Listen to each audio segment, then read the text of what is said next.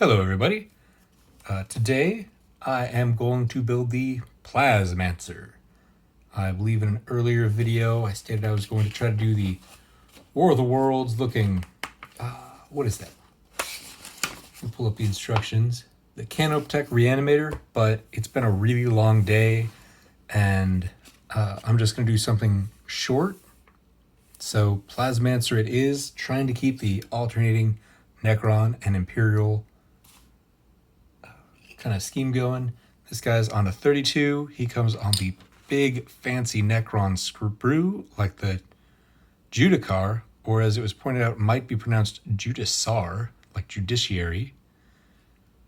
But there's part of the big old Reanimator. Instead, we'll be doing the Plasmancer, which is the little floaty ghost dude. I don't know if you played, I want to say 7th edition is when this conversion started coming out. There's a Spectre or Ghost character from Fantasy, I think it was back in the day before Age of Sigmar, and he still exists, but he's just kind of a floating guy with a head and 2 arms, and it wasn't uncommon to see him used as a Cryptech count as by just throwing a Necron head on it, and this is really similar to that. The Plasmancer, he uses H1 through 6, so just like the Judicar, which I'm just so used to calling it that, or pronouncing it that way, he doesn't have too many pieces. And here is 3 huge, man, what are those called? I want to say scythe. Blade? I don't know. I should really read these rules and learn all these terms, huh? But dang. You know, I've had theories about Games Workshop kits coming more and more, kind of flimsy and floaty on these thin bits. And you know, there's knockoff Games Workshop stuff out there, and I've seen some of it on the table and it wiggles a lot. Like, this is solid. That other stuff just wobbles back and forth, and I think it would just snap right there. There's just no substitute for the plastic they use. It is nice, smooth, and... oh, crap. Excuse me. Clipped a little close right there. Let's see if I can even that out. Battle damage. There's never mistakes when building, just battle damage. Builds character. Now, this Plasmancer is unique. He's my Plasmancer. There's several like it, but mine has that extra little bit clipped right there. And that's what makes it special. Sorry, trying to keep it in focus. Trying out a new camera mount. And I gotta learn more about recording things. All right, let's go H1 and H2. That is the spine, and is that a little jetpack thing? Let's find out. H1, oh man. Of all the pieces, this one draws my eye. It's from the weird little kind of floaty turbine guys. They're so cool. You'd think it'd be this giant, huge piece, but there's something about that always draws my eye. Almost the same thing right there. Just, oh, it's cool. Here we go. Here's what we need. This guy. Nope. This guy. Number 1. Looks a little, it's got that cord, but there's no gate going to it, so that makes me pretty happy. These are all easy clipping. Bam, pop right out. Ah, this guy. That's the weird little kind of turbine thing. It's going to pop out of his back. Necrons, I guess a lot of Necron stuff does have traditional engines and propulsion. It looks like that's what that is. I was thinking about the Ghost Arc, and it does have 4 kind of vents on the back of it. But I never really think about Necrons doing anything aside from just kind of floating in their tanks. The command barge, thinking about it, has a few little exhaust ports maybe. Man, I haven't messed with building Necrons in so long. The Tomb Blades.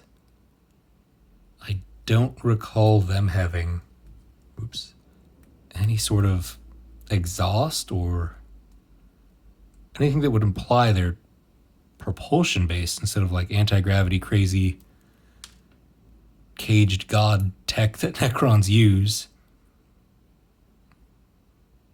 I'm sorry, I'm looking at this just kind of happy with it. It's a big solid piece. It's got detail on both sides. I mean, I know Games Workshop is more than capable of this, but kind of surprised this part isn't 2 pieces, and I'm really happy that it's not. With these easy build kits, I'm torn. So part of me wants these to be few pieces, so they go together really quick and really easy. I forgot to get my glue ready. And the other part wants as many pieces as possible for better conversion opportunities, because at the end of the day, a conversions dream is just a ton of bits.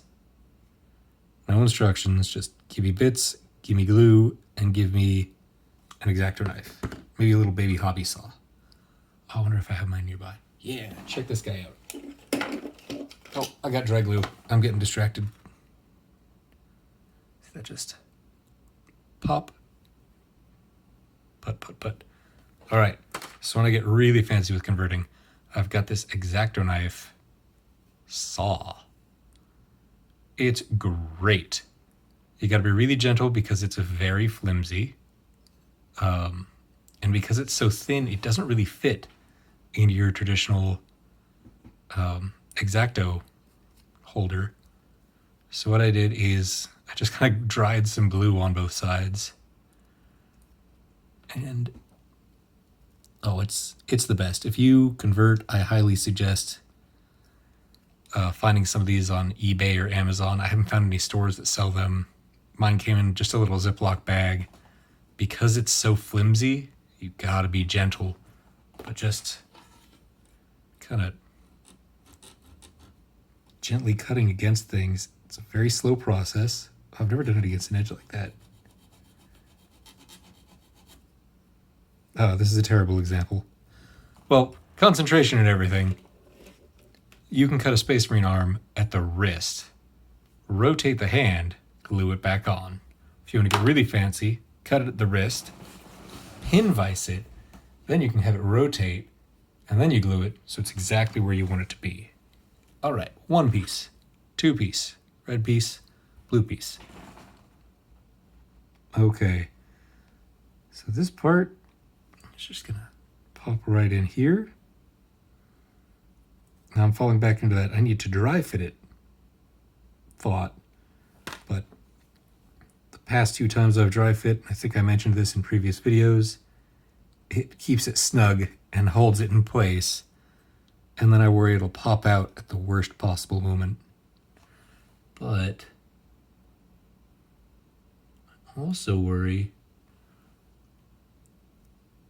that this won't be straight. So I'm just gonna let the bit guide, and it does kind of just guide into the right direction with this. It didn't feel like it would, but it did. And by that I mean, when you push it together, it sort of rotates to where it needs to be. And I think that's really necessary for press fit. Especially if it's peg driven. You know, if it's not peg driven, I don't even know how it would work. I haven't done any non-Games Workshop kits since I did Gunpla. Ooh. Necron wrists always bother me. They're so thin and so easy to bend. So I'm going to clip everything else so that if there's ever too much pressure on that wrist, all that pressure can just wobble out the rest of the way. No worries about bending. And we will clean this up.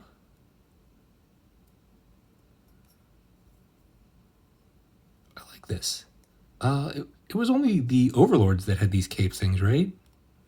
I like it a lot, and it looks like it's big. Ooh, I didn't notice that detail on the inside. That is cool. I know it's pretty much just dots and lines, but it's something. That's nice. Gives cosplayers something else to look for. Make a few of these tabs. Now you know what the inside structure holding them all together looks like. We definitely need to see more Necron cosplay. The few I've seen have been fantastic and awesome and terrifying. I'm sure it's really hard to get, the floaty ghost robot thing that these guys are doing down. But if you can, mad props. Just trying to check if that's something I cut off or... Yeah, there we go. All right. And let's see if this one goes together just as easily. Oh, hey, it connects. Oh, dang, I missed that completely. Huh. Yeah, going back over the instructions, it doesn't really mention that it fits right here. But because the model's so thin, it's really easy to go back. Focus, there we go. I'll just gently hold that tight. We've got 2 more pieces. This is a cool dude. I mean, we've seen pictures of it painted, but there's something about seeing the model unpainted that is very useful. There's no color to draw your eyes away from detail that isn't front and center. That is cool. I'd love it if Games Workshop had the 360 cam or a picture for painted and unpainted minis. Next up, we get this big old Thousand Sun style antenna. Kind of world eaters too. Thinking about it, they both kind of have rabbit ears on their heads. Crazy heretics in their headdresses.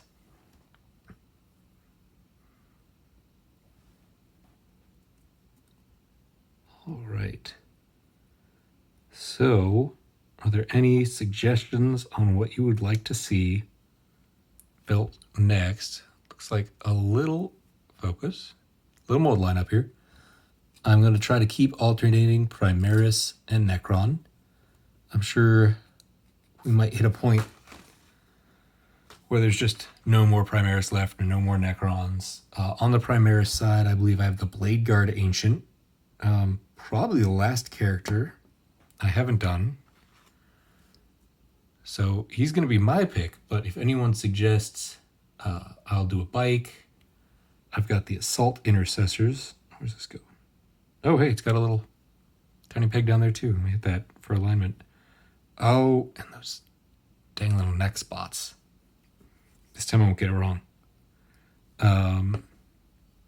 Eradicators and Blade Guard Veterans, I believe, are what are left for Primaris. Oh, that was easy. That was very easy.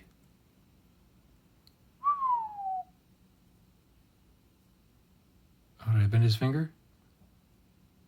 No. Maybe? No. He's just kind of got a little... Oh, yeah, I definitely bent that finger a little. I'm not going to bend it back. Oh, he's going to scratch your back. And crazy long Egyptian beard thing. But yeah, if there's a Primaris kit from Indomitus you'd like to see me do tomorrow night, please let me know. I'm going to try to do an Indomitus kit every night until I'm done. Launch date is the 25th. What is that? 9 days from now? What time is it? Yeah. In 9 days, we'll all have Indomitus. We'll all be putting everything together. excited, maybe painting it, and then depending on where you live, not getting to play with it because, you know, COVID. But I gotta say, it's a treat to build. Oh man, look at all that excess glue. I gotta clean that. It's a real treat to build. I'll try to get a group shot when I'm done with this dude just to show you all the kits I've built so far. Is that head? There we go. Okay. The head took a little bit of force. It felt like it was on, and then a little bit of extra force and it just gave way. This is a 32 millimeter, just like the rest. I'll just dry fit the base. Oh, wow. That, It's kind of hard to get a good spot to apply pressure from the base. I'm regretting assembling this before I put it on the base. I would definitely at least dry peg it onto the base before you get all these little dangly bits. There we go. All right, I'll pause for a second and get that group shot. All right, here are all 7 of the models I've done so far. I don't believe I recorded this one, the Lieutenant. He was a pretty fun kid to build. Whoops. Oh man, I've got these all on a piece of paper. But yeah, seeing these all out and together, it's gorgeous. And there's plenty of detail to paint in all this. This dude is just still amazing. Oh, so cool. I hope that every army gets models as cool as this one. At least all the Xenos armies. So awesome, except Tau. They have enough big stuff. Give Tau, like, little baby stuff. Give him a swarm model. That'd be funny. A little HQ swarm. Yeah, seeing these guys, oh, gorgeous. All right, well, thank you again for watching. I'll look forward to seeing any comments about which minis you'd like to see next. If no one comments anything, I'll probably do the Blade Guard Ancient. Ooh, or the Chaplain. I forgot he was in there. All right, have a good day and enjoy your Friday.